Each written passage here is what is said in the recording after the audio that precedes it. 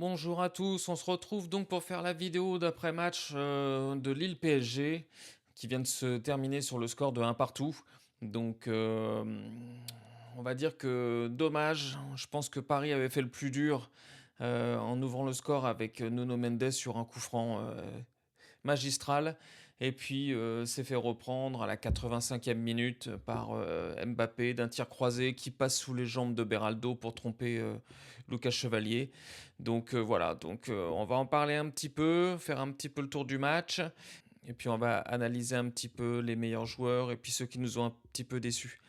Donc pour commencer, donc la composition, composition très très particulière pour ce début de match. Donc on est parti avec Lucas Chevalier dans les buts, une défense avec Zahir Emery, Beraldo, Pacho, Lucas Hernandez. Donc défense qu'on pouvait imaginer pour laisser au repos un maximum de joueurs. Un milieu, Lee, Mayulu, Jantou et une attaque Mbaye, Ramos, Barcola. Une équipe vraiment très très remaniée pour aller faire un score à Lille. Sincèrement, au début du match, j'ai eu un petit peu peur. Je me suis dit, oulala, sur quoi on va. Au final, sur la première mi-temps, elle a été complètement dominée dans le jeu, mais pas en occasion. Parce qu'on maîtrisait le milieu de terrain, il n'y avait pas de problème. Mais en termes d'occasion pure, je pense que Lille avait été meilleur. Je crois qu'ils étaient rentrés plus souvent dans notre surface que nous. Donc on a eu un petit peu de mal là-dessus. Sur la première mi-temps, sincèrement, il n'y a pas grand-chose à dire, quoi. On s'est limite un petit peu emmerdé, pour être franc. Il s'est pas passé grand-chose. Si on s'endort, c'était limite logique. Donc vraiment, la première mi-temps, avec une équipe comme on avait, malgré tout, on a quand même bien joué, on a bien fait circuler la balle et tout, mais on manquait vraiment d'impact, de puissance technique, physique, de qualité, tout simplement. Donc la deuxième mi-temps a redémarré un petit peu pareil. Et puis en fait, le gros changement, évidemment, c'est à la 60e minute quand Luis Enrique fait rentrer Vitinha, Nuno Mendes et Hakimi. Donc forcément, ça a apporté de la profondeur, ça a apporté du jeu, de la technique, de la puissance. Évidemment, le coup franc de Nuno Mendes a juste été exceptionnel. Exceptionnel. Franchement, en plus, il est quand même pas proche, hein, une belle frappe. Donc, vraiment très très bien là-dessus. Vitinha a apporté un petit peu de dynamisme au milieu de terrain. Hakimi a apporté un peu de percussion son couloir droit. Donc intéressant, mais bon, c'est un match où on n'aura pas grand-chose à dire malheureusement parce que euh, on aurait pu gagner le match. Sincèrement, il n'y a pas de souci. On fait match nul. Je veux dire que c'est très bien. C'est très bien. On reprend la place de leader. C'est l'essentiel avant la trêve. Après la trêve, on aura d'autres matchs avec des joueurs qui vont revenir, donc un match complètement différent. Là, je pense qu'avec tous nos blessés, on a quand même plutôt assuré, avec une victoire à Barcelone et puis un nul ce soir à Lille. Donc on a pris 4 points sur 6. Avec, quand on voit quand même la formation qui commence le match ce soir, on pouvait s'attendre à pire. Donc non, non, moi je... C'est dommage, c'est dommage. C'est pour ça que j'ai mis ça comme titre. C'est dommage parce qu'on aurait pu aller chercher les 3 points. Mais la passe d'Mbappé qui passe sous les jambes de Beraldo, qui surprend Lucas Chevalier derrière, on va dire que ça peut arriver. Ça peut arriver, c'est pas dramatique. Mais bon, voilà. Donc en termes de joueurs, ça on en reparlera demain dans l'analyse un peu plus approfondie. Mais moi, j'ai quand même, il y a quand même des joueurs où j'ai quand même un peu de mal. Moi, Mbaye à droite, je le répète depuis le Barcelone, il faut plus qu'il joue à droite, hein. Sincèrement, il est pas, c'est pas ouf hein, ce qu'il fait à droite, hein. Sincèrement, c'est pas dingue. Et puis alors Barcola. Ah mais Barcola quoi, là à un moment donné il fait un super truc où il s'en va tout seul.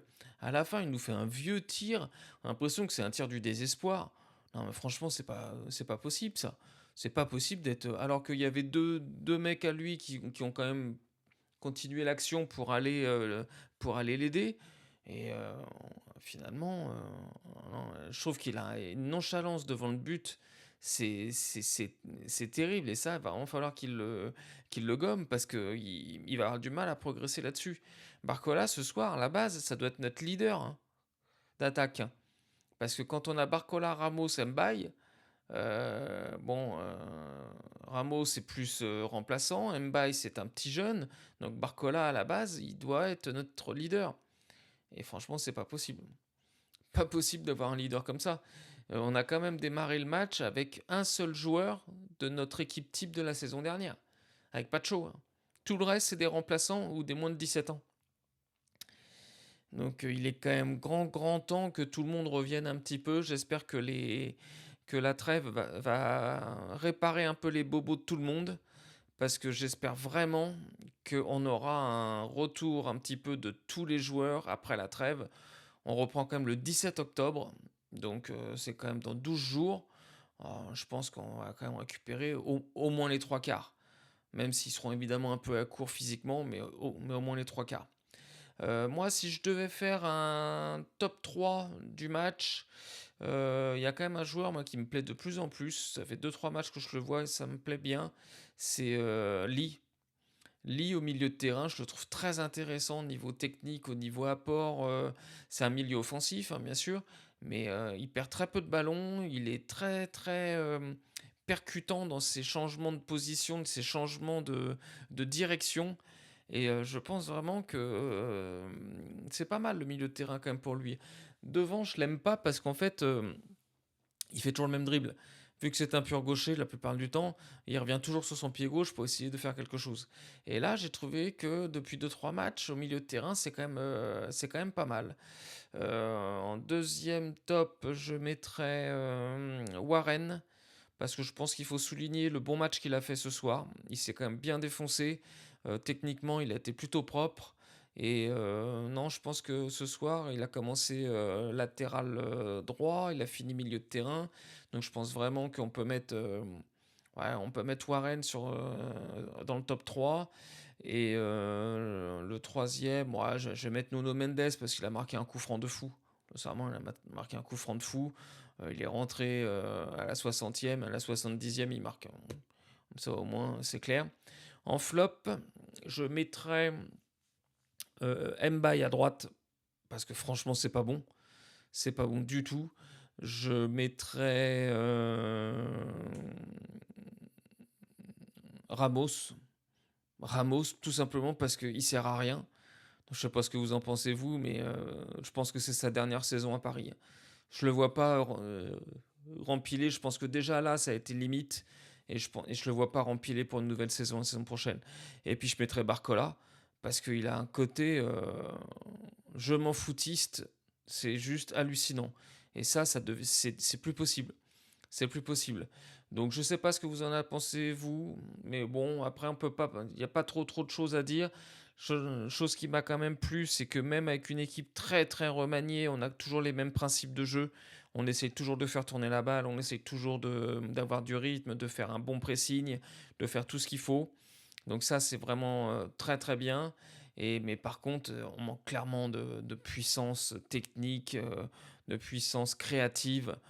Il y a plein de choses qui nous manquent vivement, vraiment le retour un petit peu de tout le monde, parce que aujourd'hui on en a vraiment besoin. Donc au niveau du classement, donc, Paris reprend la tête, et ça c'est l'essentiel. Donc on a 16 points, un point d'avance sur Marseille, sur Strasbourg, sur Lyon. On a 3 points d'avance sur Monaco et Lens, et Lille est 7ème avec 11 points. Donc c'est une bonne chose. C'est une bonne chose. Prochain déplacement, prochain match, ça sera Strasbourg. Donc ça sera pas une petite chose ça sera pas une petite équipe, mais ça devrait le faire. Et le match de Strasbourg que je regarde, ouais, c'est au Parc et c'est le 17, vendredi 17 octobre. Donc voilà, donc maintenant place aux équipes nationales, à l'équipe de France, l'équipe du Portugal, enfin toutes celles qui nous intéressent. Et puis on se retrouve pour le PSG, donc pour l'avant-match, donc le jeudi 16 octobre. Et puis voilà, puis demain, de toute façon, je vous prépare une vidéo analyse sur la première et sur la deuxième mi-temps, et puis sur les notes des joueurs. Donc voilà, donc petite vidéo ce soir, mais bon, il n'y avait pas grand-chose à dire. Si vous avez des choses à rajouter, n'hésitez pas. Je suis tout à fait preneur. Et donc voilà, donc je vous dis, bah écoutez, à demain pour l'analyse du match avec les notes des joueurs. Et puis je vous dis ciao, allez Paris.